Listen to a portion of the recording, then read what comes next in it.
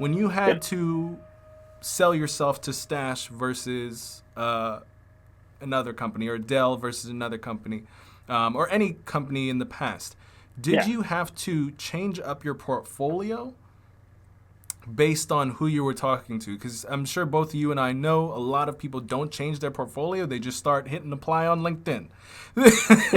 And I think one of the things that, because of your, your movements throughout the industry, I'm sure you know just as much as I do how important it is to know who your has the power to hire you and what exactly it is that they want to hear from somebody that they can hire. So can you Yep. explain to us, throughout your interviewing processes or trying to get into doors, how did you, excuse me, bit my tongue, how did you change your portfolio to match the direction you were trying to go in your career? Yeah. I didn't change my portfolio. And the reason why I didn't change my portfolio is because the case studies that I chose to be on my portfolio were different. All of them, they were different. From a mobile, from a mobile design for Android, iOS, to a big website, to a product page, to something else. I think so. Having diversity in different kinds of projects, case studies in your portfolio. Uh, would allow you to not change it because you're already showcasing different type of projects. If you have a Diversity. specific type of project, kind of like if you have only done mobile, right? And you have 5 case studies about mobile.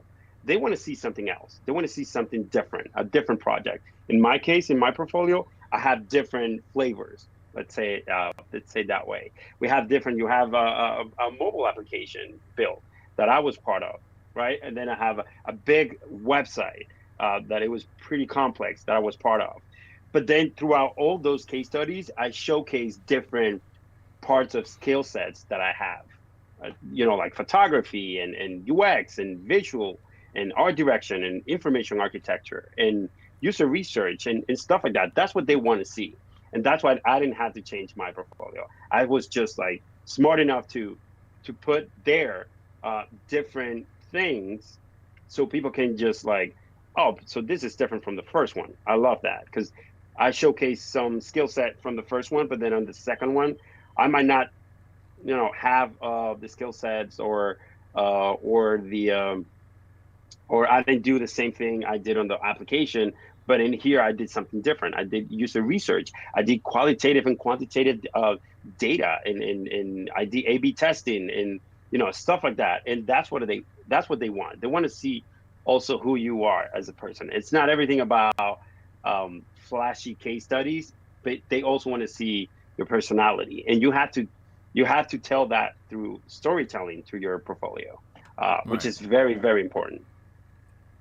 Agreed. I think that's the two big things we can all take from that is one, be able to show a breadth of your skill set through your portfolio. Don't just show like, hey, even because I'm sure you see this as much where we talk to somebody that is asking questions of how did we get to where we are, what have you, and they can do so much, but then they start showing us their portfolio, and we see like 1/10 of the possibility of the individual. So being able to show one, the breadth that you have to offer in terms of your skill set, and two, what you want to show only the things that will help you go in the direction you want to go.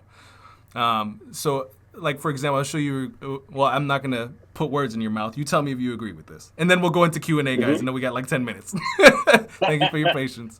You guys some good questions. For example, if I wanted to work at Netflix or wherever, and my portfolio, there's two candidates. There's a candidate one they are very skillful, and candidate two also very skillful. However, they have another streaming platform case study that is excellent in their portfolio, and I can kind of see as somebody at Netflix, I'm like, oh, they've been working on the problems that we have, and we're trying to solve.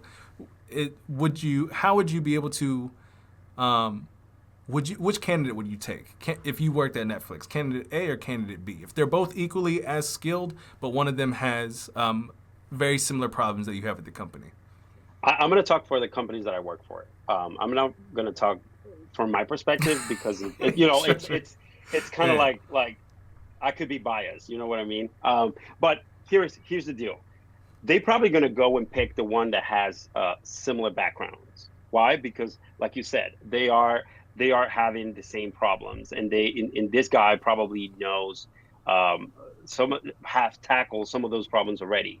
So in my case, I was hired by Dell, for example, because I was showcasing a data grids and data analysis from a project that I didn't have in my portfolio, but they asked me for it.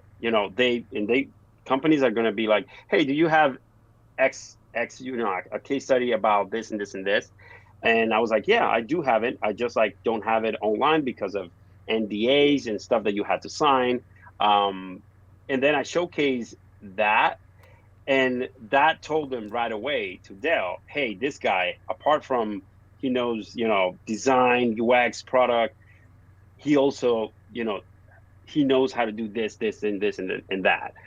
So yeah, very important is to if you have to adapt and update your portfolio to that specific company, then do it because it's going to help you. Um, in my case, like I said, I didn't have to do it, but in this case, in the case of Dell, they asked me for something in specific that I didn't have in my portfolio. But then what I did is just like I grabbed permission from that company and then just like presented to Dell, and then they came forward and then said like, "Hey, we love this guy. He's familiar with this, so let's give him the job." And I got it. For sure. So it's the way we have to adapt to any situation. It's the same thing for portfolios, for Yep. interviews, for everything. If you enjoyed this clip, here is another clip that you guys will enjoy from the very same segment, or watch the full episode over here. With that said, don't forget to subscribe. And with that, I hope you guys enjoy the rest of your day, and we'll see you on the next one. Take it easy.